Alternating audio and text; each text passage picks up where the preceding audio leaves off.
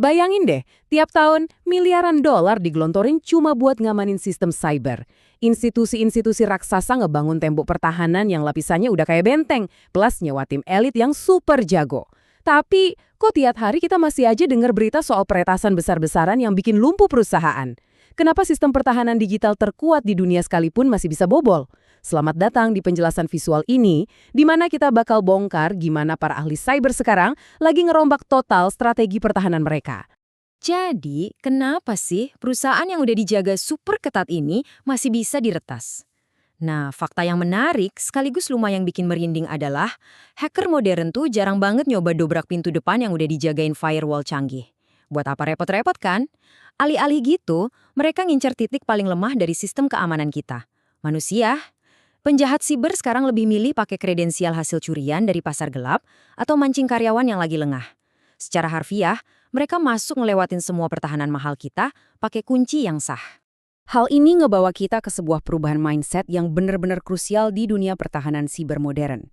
Kayak yang pernah dibilang sama ahli strategi militer kuno, Sun Tzu, kalau kamu mengenali musuh dan mengenali diri sendiri, kamu nggak perlu takut sama hasil dari 100 pertempuran. Di dunia digital sekarang, petuah itu berarti kalau mau nangkep peretas yang super canggih, kita harus benar-benar paham gimana cara jalan pikiran mereka. Kita nggak bisa cuma duduk diam nunggu diserang, kita harus bisa niruin persis kelakuan mereka buat ngetes seberapa kuat pertahanan kita sendiri. Oke, kita masuk ke bagian 1. Mengapa pertahanan tradisional gagal? Di dunia cyber security, ada satu konsep keren banget yang namanya piramida rasa sakit atau piramida of pain dari David Bianco. Kalau kita lihat bagian paling bawah piramida ini, ngeblokir nilai hash atau alamat IP itu gampang banget buat tim defender kita. Tapi masalahnya, gampang juga buat si hacker ganti IP dan nyerang lagi, nggak ngaruh banyak. Nah, coba lihat puncaknya, TTPS, Tactics, Techniques, and Procedures. Kalau kita bisa maksa penyerang buat ngerubah taktik dan kebiasaan inti mereka, itu baru bakal ngasih rasa sakit yang luar biasa, karena makan waktu dan biaya yang gede banget buat mereka. Di titik puncak inilah pertahanan modern harusnya fokus. Nah, disinilah pendekatan adversary emulation alias emulasi musuh masuk dan jadi game changer. Gampangnya gini, ini tuh pendekatan proaktif di mana tim keamanan kita sengaja niruin ancaman nyata yang udah dikenali. Pakai data intelijen ancaman cyber yang ada, mereka benar-benar beraksi layaknya hacker beneran buat ngetes ketangguhan sistem ngadepin serangan di dunia nyata. Jadi, ini bukan lagi soal tebak-tebakan nyari celah, tapi benar-benar role play jadi si penjahatnya. Kalian mungkin mikir, loh, emangnya ini beda ya sama penetration testing biasa? Bedanya jauh. Pentest tradisional itu orientasinya ke tujuan akhir. Mereka nyari celah rentan, dan biasanya langsung stop pas sudah berhasil masuk atau ngebobol sistem. Misi selesai. Tapi adversary emulation itu orientasinya ke perilaku. Pendekatan ini ngetes seluruh siklus hidup serangannya dari awal sampai akhir, benar-benar niruin langkah demi langkah kelompok peretas spesifik secara detail. Lanjut ke bagian 2, modus operandi penjahat cyber. Coba kita bedah timeline dari kasus nyata pencurian aset kripto ini.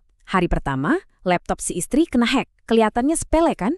Tapi ini bukan target utamanya, cuma batu loncatan. Hari ketiga, musuh diam-diam ngelakuin pengintaian di jaringan internal rumah. Hari kelima, nah ini fase yang paling mematikan, lateral movement atau pergerakan lateral. Penyerangnya lompat dari laptop si istri ke device si suami yang ada di jaringan wifi yang sama. Hari ketujuh, boom!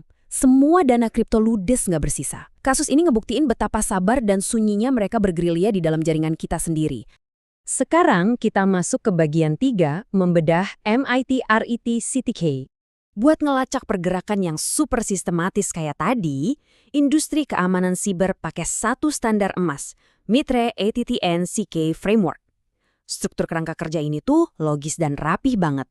Bayangin ini kayak buku strategi pelatih basket atau sepak bola. Tactics atau taktik itu tujuan teknis utama si musuh. Techniques itu cara mereka nyapai tujuan tersebut. Terus ada sub-techniques yang metodenya jauh lebih spesifik. Dan terakhir procedures, yaitu langkah-langkah eksekusi persisnya di lapangan. Dengan metain ini semua, tim pertahanan bisa nebak tiap manuver yang mungkin dilakuin musuh. Biar lebih kebayang, contoh konkretnya gini. Katakanlah taktik si musuh ini adalah defense evasion, alias mereka mau ngindar dari radar deteksi kita. Teknik yang dipakai? Mencuri token sistem. Pernah dengar malware super canggih bernama Duku? Malware ini bakal nyalin dan nyuri token dari proses komputer yang lagi jalan cuma buat dapat akses admin setingkat dewa. Kalau tim keamanan udah paham prosedur ini, mereka tahu persis celah spesifik mana yang harus diawasin ekstra ketat. Atau contoh lain yang mungkin sering banget kita dengar, taktik and impact, atau ngasih dampak kerusakan langsung. Tekniknya? Mengenkripsi data target. Yap, kita lagi ngomongin ransomware. Penyerang nyandra file-file penting, bikin operasional lumpuh total, dan minta uang tebusan. Nah, dengan metain kejadian ini pakai kerangka Mitre ATT&C, kita bisa ngelihat seluruh prosesnya secara objektif dan terstruktur. Jadi, kita nggak cuma panik buta pas serangannya beneran datang. Bagian 4. Meniru ancaman di dunia nyata. Di dunia underground, ada bos-bos besar yang jejak rekamnya udah dipelajari banget sama para ahli, yang biasa kita sebut Advanced Persistent Threats atau APT. Misalnya ada APT-41, sindikat kelas kakap yang motivasinya nyari duit sekaligus spionase. Terus ada APT-3 yang sering banget ngincer sektor pemerintahan dan pertahanan. Ada juga APT-29, kelompok yang disponsori negara dan terkenal banget sama teknik phishing mereka yang unik dan mematikan. Skala ancamannya macam-macam, dan tim kalian harus siap ngadepin profil penyerang yang paling mungkin ngincer perusahaan kalian. Nah, pertanyaannya sekarang, gimana cara kita niru serangan seganas itu tanpa ngebakar rumah kita sendiri? Prosesnya gini, pertama, riset dulu taktik andalan musuh. Kedua, petain perilaku itu ke kerangka Mitre ATT&C yang barusan kita bahas. Dan ketiga, ini kuncinya, kita eksekusi simulasi serangannya pakai alat bantu khusus yang aman, kayak Atomic Red Team atau Caldera, di dalam infrastruktur kita sendiri. Anggap aja ini kayak latihan militer pakai peluru hampa, aman, tapi ngasih efek kejut yang real. Dan sampailah kita di inti dari seluruh proses ini. Tujuan utama kita capek-capek ngelakuin emulasi ini adalah buat ngelihat respon dari Blue Team alias tim pertahanan kita sendiri. Pas serangannya dijalanin, apa perilaku hacker tadi berhasil terdeteksi, apa berhasil dicegah, atau yang paling bikin deg-degan, apa serangannya justru terlewatkan dan mereka berhasil nyusup tanpa ketahuan sama sekali? Temuan inilah yang nilainya nggak ternilai buat nambal celah keamanan kita. Terakhir, bagian 5. Uji ketahanan sistem Anda. 4,18 miliar dolar. Gila kan? Menurut laporan IBM, ini adalah total kerugian finansial yang disebabin sama ancaman internal dan pencurian kredensial di Amerika Serikat aja. Angka raksasa ini jadi bukti valid kalau kalian cuma ngandelin teknologi canggih dan tumpukan firewall, tapi nggak pernah ngetes gimana kesiapan tim kalian ngadepin penyerang manusia yang pinter dan gigih. Itu sama aja kayak nunggu bom waktu meledak. Yang mana ninggalin satu pertanyaan penting buat kita semua renungin. Apa kalian benar-benar yakin kalian tahu gimana cara musuh bakal nyerang sistem kalian besok?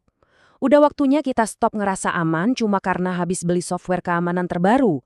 Kita harus mulai proaktif, selami pola pikir para peretas ini, dan mulai terapin emulasi musuh sebelum ancaman yang sebenarnya ngetuk pintu digital kalian. Terima kasih udah ngikutin penjelasan visual ini, terus belajar dan pastikan sistem kalian tetap aman.